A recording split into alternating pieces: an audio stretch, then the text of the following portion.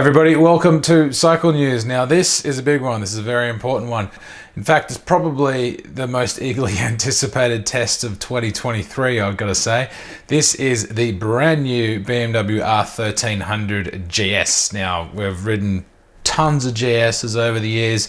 I've ridden everything from, the late 90s GSs to water-cooled GSs to now. I mean, I've spent so many years on these bikes, and I'm really quite familiar with them. But this one is rather different, shall we say. I remember back in 2013 when the water boxer came out. This is kind of like that version, but ratcheted up even more.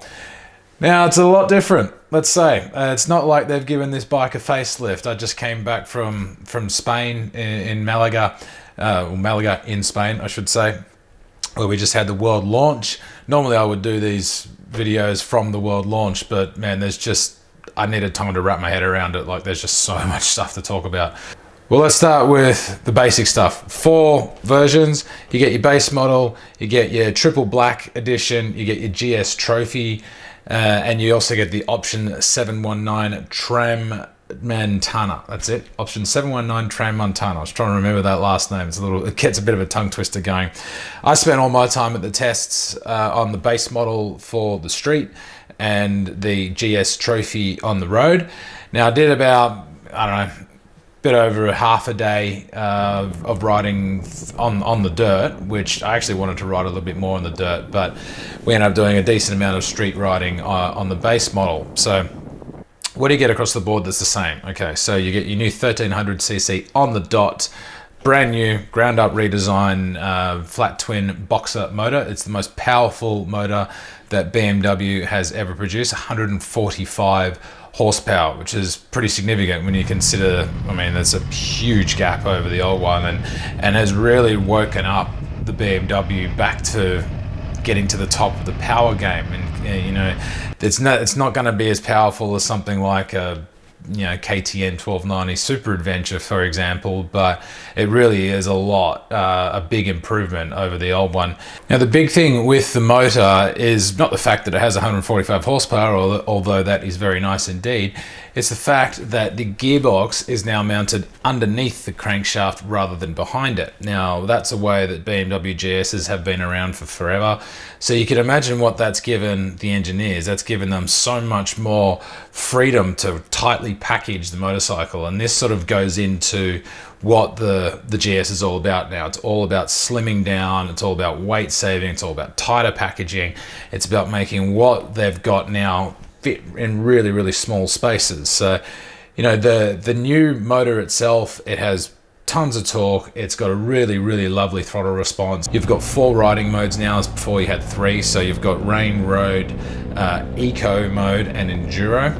Now, you got to be a bit careful with the eco mode, because the eco mode, really neuters throttle response. It's just there for maximum freeway, fuel saving capabilities.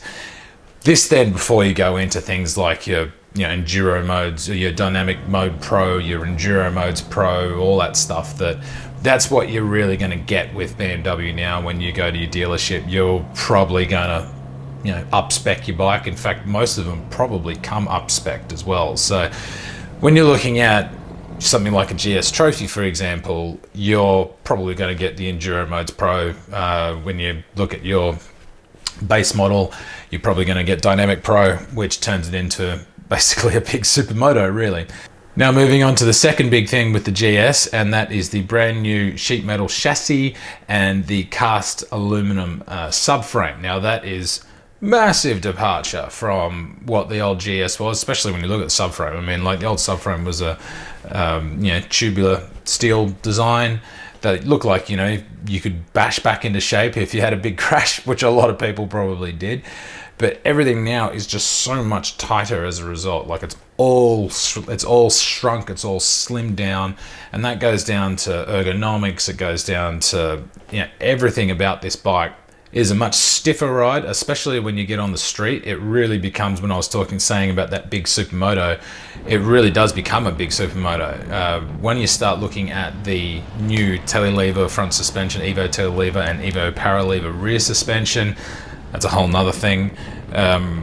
everything about the bike now is designed to really tighten up the tolerances. So you get a much different feel out of the front suspension, especially the front suspension and the rear for that matter. And that now comes back to probably the biggest thing I think about with the new GS, and that is the new Evo tail lever front suspension. BMW has effectively, cracked the holy grail according to them. They reckon they've got variable spring rates, and they basically do. In fact, it's basically like 2 spring rates.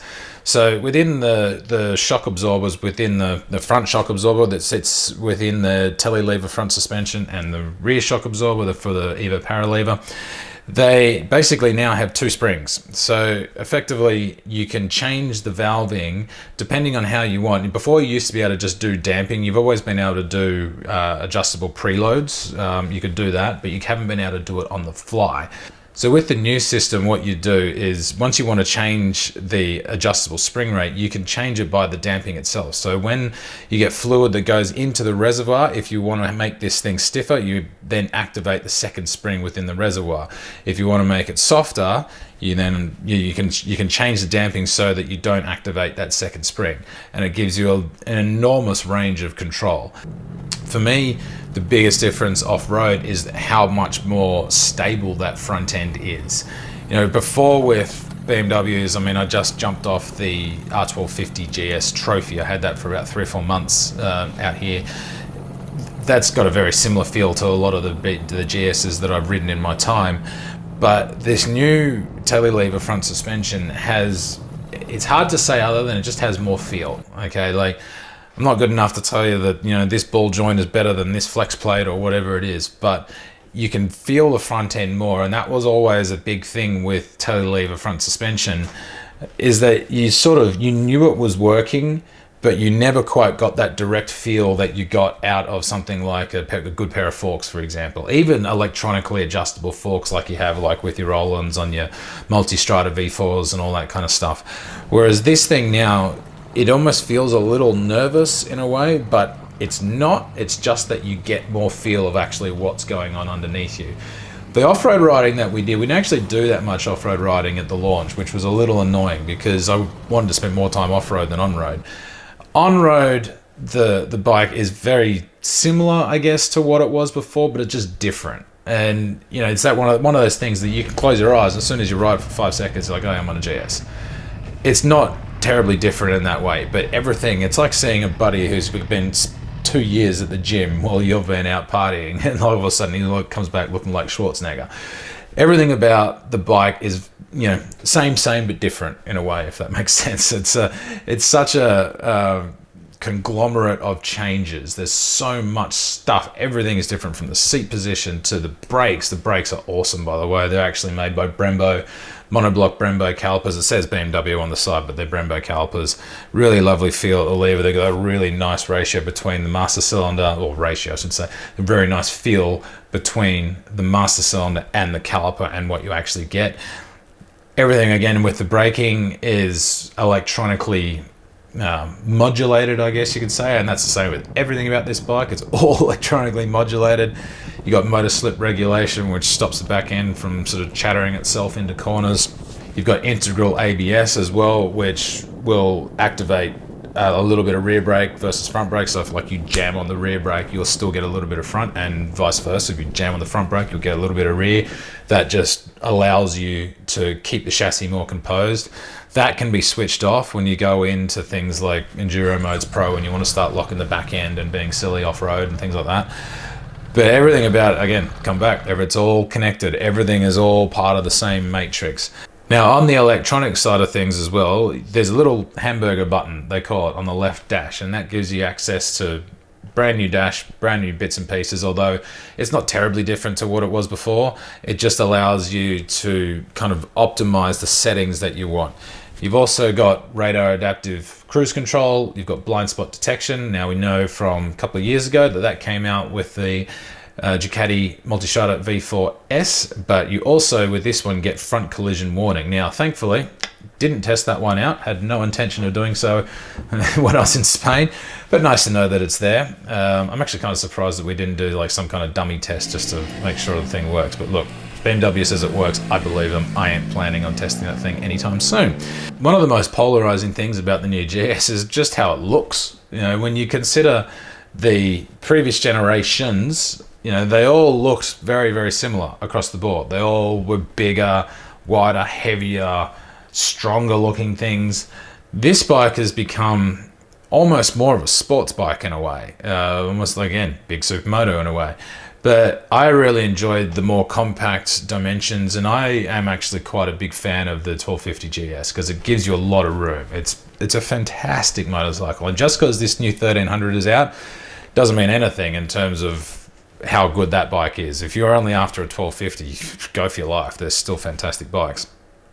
But given the fact that this new motorcycle is rammed with tech, it's got more tech in it now than pretty much any BMW that I can think of, especially when you're talking about variable spring rates, you're talking about adaptive cruise control, front collision warning stuff, all the different modes that you can get, and the way they adjust the suspension, the way they adjust the throttle response, the way they adjust the traction control. Oh man, I could just go on and on and on. Got to get heated seats too. Oh, what a godsend that was. Love heated seats. And that's one of your options, which you probably want to get. But when you consider just the plethora of stuff that's involved in this bike, I mean, I could talk to you for hours on it, and we'd still never cover everything on it. You really got to go and have a look at these things for yourself. They are a fantastic, fantastic motorcycle. Definitely a step forward in terms of the technology game. Whether you think that's a good thing or a bad thing, especially when you start going, I think the street riders are going to like it a little bit more than the pure off-road riders. But smaller, lighter is generally a little bit better for off-road. You want to make sure the bike is as nimble and as agile and as easy to operate off-road as possible. Same thing on the road too. The bike is very, very good as a street supermoto, as a street touring bike. We didn't get to ride the option 719, which was a bit of a bummer, but I feel that's probably the traditional style, GS style, which was a bit more of a big touring bike that can go off-road. But look, overall, this thing it's a big watershed moment for BMW. This bike is going to stay this way now for a really, really long time. It's been 7 years that this bike's been in development. It's actually been in development before the last iteration came out, and I think 2018. That shows you how much BMW values this bike. This is BMW's absolute golden egg, the GS, and has been for over 40 years. So this is the one we're going to have for a while, and it is a heck of a good motorcycle.